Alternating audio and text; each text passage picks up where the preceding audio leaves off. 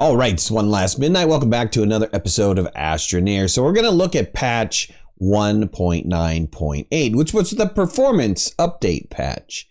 And I want to go over the patch notes with you guys because it's kind of important to see the changes that have been made. Now, I'll get to performance at the very end of this. So the patch actually came out on Friday the 24th. And like I said, I've been waiting to test it and try it out and give it a run through before I kind of made a comment on any of the performance that had changed with the update. This is, again, a performance and usability update. They call it a quality of life, but it's a usability update, and they've added some features and functionality to the game to make it a little bit easier for us to use. And one of those items is hot swapping. Now, I gave this a try. I kind of like the concept of hot swapping, this ability to be able to, move one item into the slot of where that is taken up by another item and be able to switch those two and move it around. And that actually works really well for organization purposes, right? And I believe this is probably the reason why that they put it in there. It makes for sorting things a lot simpler and a lot easier. So I'm glad that they added this feature in. It's a nice ability to have.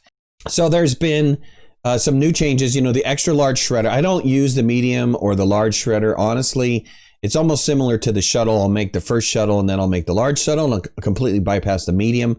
For the shredder, I don't even bother with the medium or the large shredder anymore. I just go to the extra large shredder. And now the extra large shredder will shred T1, T2, and T3 items.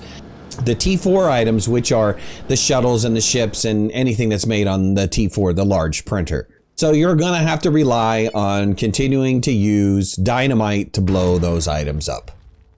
They made some changes to the flight mechanics with the ability to be able to toggle between the roll and the yaw vehicle controls midair in correspondence to an input. So if you're using the keyboard, it's the left shift, X on the controller, and square on the PS4.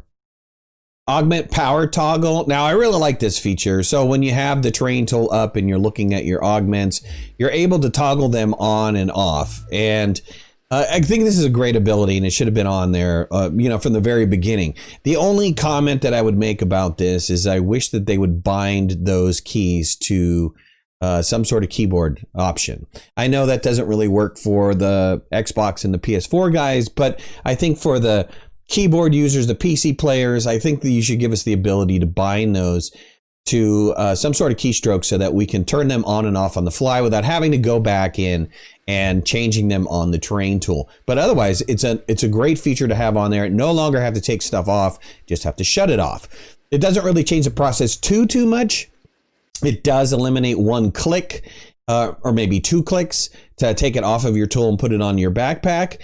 But, again, if they would implement in the key binding, I wouldn't even have to open up the tool at all. I'd just be able to shut those off while I'm actually using the terrain tool, which I think is a better implementation of this functionality. But, okay, I like what we have so far. So they've added this low storage UI warning. So if you're running out of hard drive space, or if it fails for any reason, you're going to get an indicator or some sort of message that says, hey, if for some reason it failed, and it's a pop-up on the UI and you're going to see it. I haven't seen it yet. I don't really have problems saving files, but I guess this is a nice thing to know so that if you've got a problem with your save file, at least you're going to know that in advance. You can also change the UI language, and now you can do that by going into the options menu and pick the language that you want, and you can easily flip back and forth between languages. I tried it out. It's pretty simple, and it's easy to use. They also added one other thing to the menu, which is the option to return to shelter.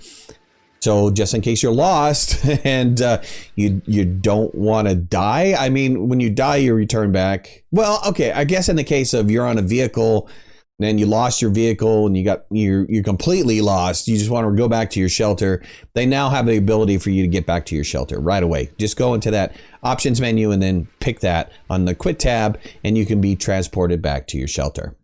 Another thing that they added, which they really didn't list on the patch notes, was also in that save file area, they're actually telling you the size of the file, which is cool. I mean, so you can see your save file size, and you can see how large and how much space it's taking up. And, for those problematic save files that are really large, you can see those and identify those a lot easier. So I thought that was a nice little feature to add in. So on to performance. And this is, one of the big things that was supposed to be for this update And, you know, in the patch notes itself, it says, you know, significantly boosts performance 2 to 3 times. Okay, this is what I've experienced. So I have a save file, which is 14 megabytes. It's my production base. You'll see it. I record all my videos on it. And typically I've been seeing somewhere in the frame rate of like 30 to 40-ish on a regular basis. And so now I'm seeing upwards in the neighborhood of 40 to 50-ish on that particular save file. Granted, it does dip down lower depending on where I am in my base because of the number of items that I have in my base. But ultimately, it seems like it feels like it's a little bit better. Now, we did do an extensive test with some Midnight crew members and on a multiplayer, and the end result was a little bit interesting. So on the production-based save, I brought everybody into that. My performance was as it was previously, which hosting a multiplayer game would give me somewhere around in the neighborhood of anywhere from 10 to 20 frames. Not really fantastic. And I was experiencing some of that in that particular save file. I was again seeing that 10 to 20 frame rate. And I couldn't really figure out why. If there was supposed to be a dramatic increase, really wasn't seeing it on that save file. So we decided to start a new file and try from brand new. And what we experienced was in the initial part of the game, right in the very beginning, getting excellent frames anywhere from 60 on up. And then after we started putting down tethers and actually started putting down items, my frame rate dropped to, on average, it was about 40. Which is acceptable. It's significantly better than what it was in multiplayer before. So I agree. It is 2 to 3 times faster than what it was previously in multiplayer for a new save. Not necessarily didn't get that same result for an old save. Now, this was their first round of performance, and the patch notes even say that they are going to continue to work on performance in multiplayer and single player.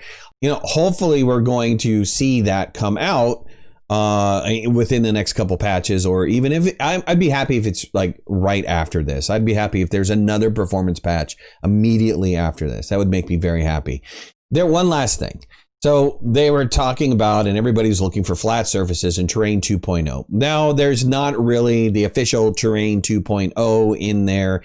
There is some experimental changes to terrain that, you know, allows you to improve the control of making flat surfaces a little bit better. Okay, I was never a true flat kind of guy anyways. I think true flat, unfortunately, is more along the 20% range. There's 20% people out there playing with it, doing it, loving it. And, you know, I think the barrier to get into true flat is a little bit difficult because it takes a lot of pushing and pulling of vertices to be able to get your area flat enough that you can start to smooth it and join the two corners together. If you guys don't know what I'm talking about, these pictures here show exactly what true flat is all about. So to me, it wasn't worth the investment in time to, you know, making flat walls. But for other people, it is. And so True Flat 2.0 is not really out there, but there is a way to get to somewhat of a more flat area, or what you expect with the initial True Flat. So that's been implemented, and they're going to continue to keep working on it until they refine it a little bit more. All right, well, that was it. I mean, that covers pretty much all the patch notes. I think the game plays on a brand new save definitely a lot smoother. And I'm looking forward to the changes that they're making in the future. So if you guys like this video, hit that like button. If you're not subscribers, please subscribe. We've got a great community of people here. If you want to follow me on any of my social media, you can find the links in the description below. And make sure you hit that notification bell, because that way you'll know when I go live and when I post new videos. We'll talk to you soon. Thanks a lot. Bye-bye.